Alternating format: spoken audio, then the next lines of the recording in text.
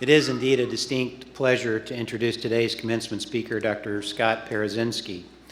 An expert in medicine in extreme environments, Dr. Parazynski has personally experienced some of the most extreme environments on the globe and beyond. He received his undergraduate degree in biology from Stanford University, where he also completed his medical degree, graduating with honors. He was selected to join NASA's astronaut corps while still in emergency medicine training in 1992. During his 17-year career with the space agency, he flew on 5 shuttle missions and conducted 7 spacewalks. He spent more than 8 weeks in space, which included 47 hours outside of a space vehicle. He served as personal physician to Senator John Glenn, one of the original Mercury astronauts when Senator Glenn returned to space at the age of 77. Dr. Parazynski began mountain climbing in his teens and has climbed in the Alaska Range, the Cascades, the Rockies, the Alps, the Andes, and the Himalayas. On his second attempt to scale Mount Everest, he became the first astronaut to stand on top of the world. After leaving NASA in 2008, he worked in senior leadership positions in both the aerospace and medical research industries. He has been instrumental in the development of numerous medical devices and other technologies for supporting life in extreme environments. He is also a physiologist with expertise in human adaptation to stressful environments. Dr. Parazynski, who joined us at UTMB in 2012, is Chief Medical Officer and Director of the Center for Polar Medical Operations. In this role, he oversees the medical screening and on-ice care of all personnel in the National Science Foundation's United States Antarctic program. Class of 2014, ladies and gentlemen, please join me in giving a warm UTMB welcome to Dr. Scott Parazynski.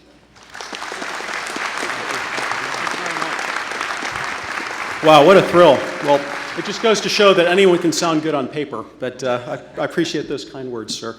It's a distinct honor for me to be here with you today. I felt as I was walking in today that I was looking at the future of medicine, seeing all of your bright, shiny, intelligent faces, and it's really a personal thrill for me to be here to celebrate your success and to see you off into the world as new physicians. I also feel a special kinship with each of you because I've been through the steps that you've been through.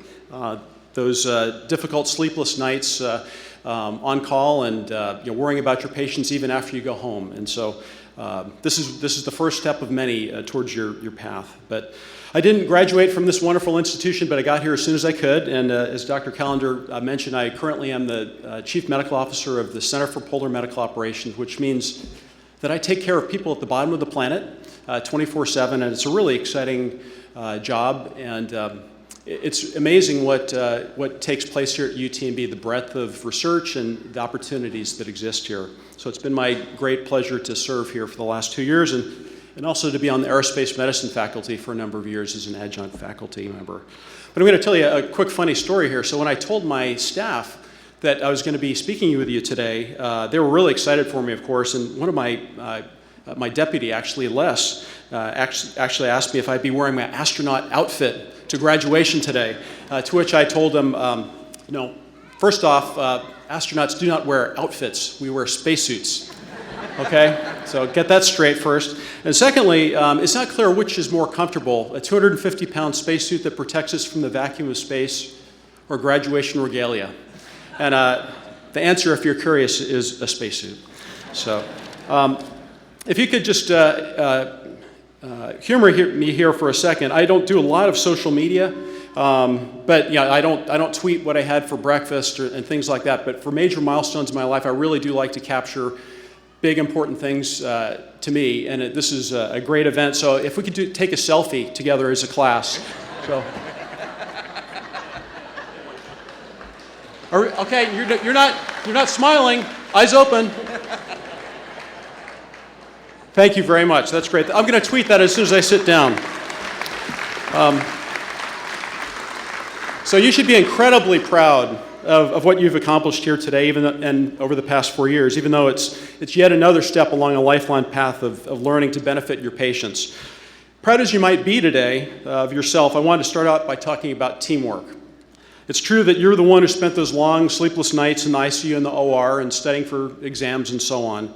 And it's also true that your name is the name that will appear on the diploma you're about to receive. But quite honestly, there ought to be an asterisk there to identify all the incredible selfless sacrifice of those who supported you through these years. Your faculty, your parents, your significant other, your brothers and sisters, your friends and colleagues.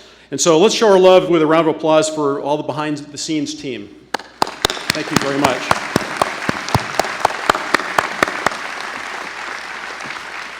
I've had the good fortune to fly into space on 5 occasions and see our planet from a vantage point that very few have ever experienced. I always reflect on the fact that for each crew member aboard the shuttle, there were literally hundreds of people behind the scenes supporting us. There were flight controllers, trainers, technicians, engineers, and scientists allowing us to do our work, important work in space, safely in the most hostile, but also one of the most beautiful environments imaginable. The best day on the job ever for me was also the scariest, but perhaps for some unexpected reasons that I'll share with you. On my final space shuttle flight, we had to repair a fully energized solar panel. And the stakes were very, very high for NASA, the International Space Station program, and for me in particular, because I was floating a few inches away from this thing. The solar panel had been ripped apart by a frayed guide wire, and as a result, couldn't be fully extended or even retracted. We had to do something. Basically, it was a limp noodle hanging out there in space. And without rigidizing it, it was basically a threat for us to even undock the space shuttle. It might even damage the shuttle in a fashion similar to what happened to the Columbia, although by a very different mechanism. So we had to do something very quickly to save this array or go out and throw away $1 billion government asset. So I was the very lucky soul tapped to stitch the panel back to health. But hundreds and hundreds of brilliant engineers and flight controllers around the world developed a bold plan to maneuver me out to the very tip of the space station, further than we had ever been before, away from the safety of our airlock, to patch it back to health. My patient had basically 100 volts of energy coursing through its veins, and I knew that all the work that the team had done up until this point, up until my role, had been done perfectly. And so I wasn't afraid of for my personal safety. My biggest concern, actually, was not letting the team down. The repair was a total success, due in no small part to each and every member of the mission team delivering their very best. And it stands as one of the great triumphs in the Space Shuttle Space Station era, basically an Apollo 13 moment, if you will. So I'd encourage you, as you go forth in your careers, in your personal and professional life, to never lose sight of the team who buoyed you to get to this point here today, and will be with you in the years ahead. The next thing I'd like to share with you is just a few thoughts about responsibility to others. You're incredibly fortunate to have the skills to heal and to counsel your patients in their times of greatest need. With these tools, you'll be rewarded, and by default, you'll be regarded as community leaders. Our former president, John Fitzgerald Kennedy, had so many inspiring things to say in his short life, but one of my favorite quotes of his really ought to be the mantra for all of us healthcare providers. He said, to those whom much is given, much is expected. We expect much of each and every one of you. As a healer, as a community leader, you have signed up for a life of service to others, placing others' needs in many cases ahead of your own. So I'll share another quick story from my unusual path through life, which somehow landed me at 24,000 feet above sea level on the side of Mount Everest. I was at Camp 3, 59 days into my expedition to climb the tallest mountain in the world, as you know, and I developed excruciating low back pain.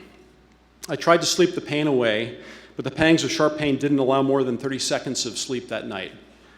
At sunup, I slowly dressed into the multiple layers of clothing and gear that you need to approach the summit, but I needed my team's help even to put my crampons on and change out my oxygen cylinder.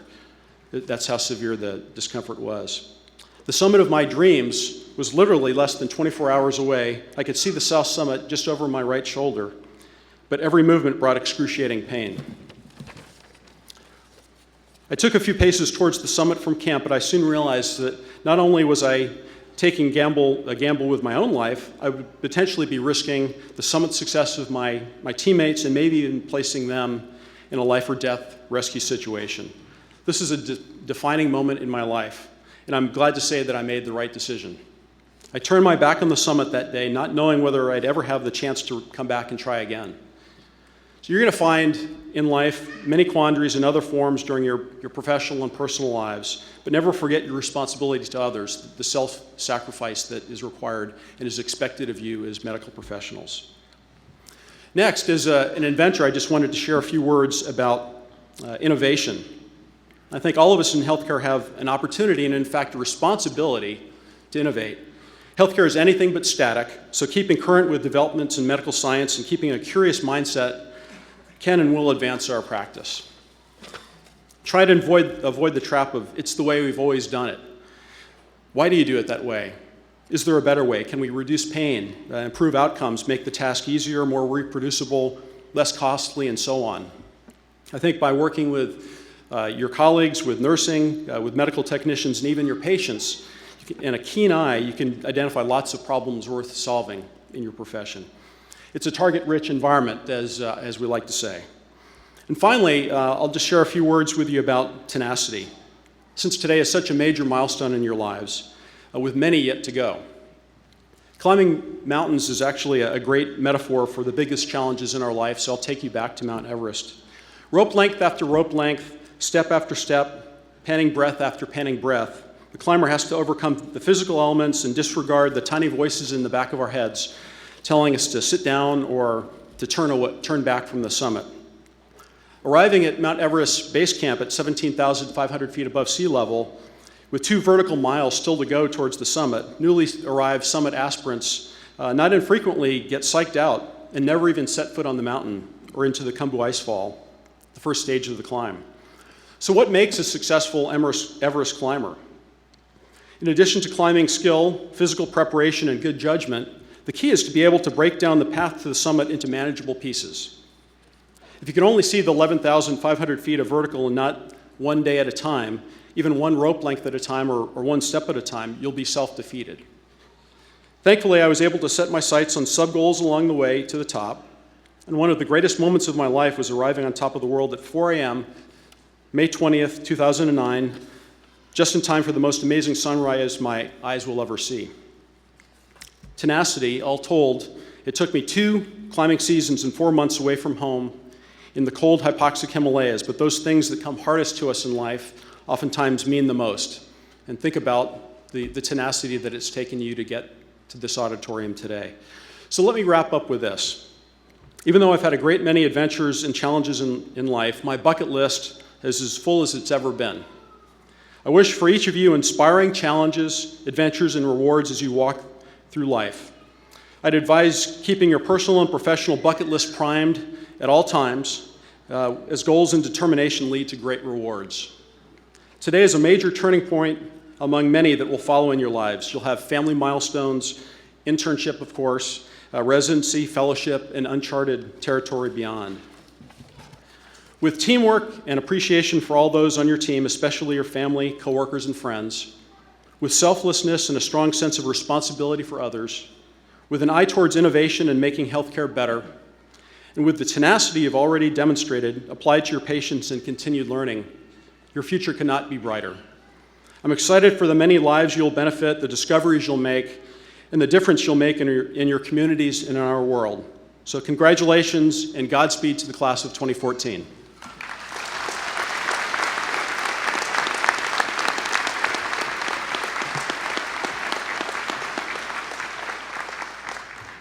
Well, thank you, Dr. Parazynski. We really appreciate those words, and thank you so much for helping put our graduates on top of the world today and start their journey appropriately. We do have a small little gift for you. It's a token of our appreciation. Thank you so much. Thank you very much. Yeah, thank you.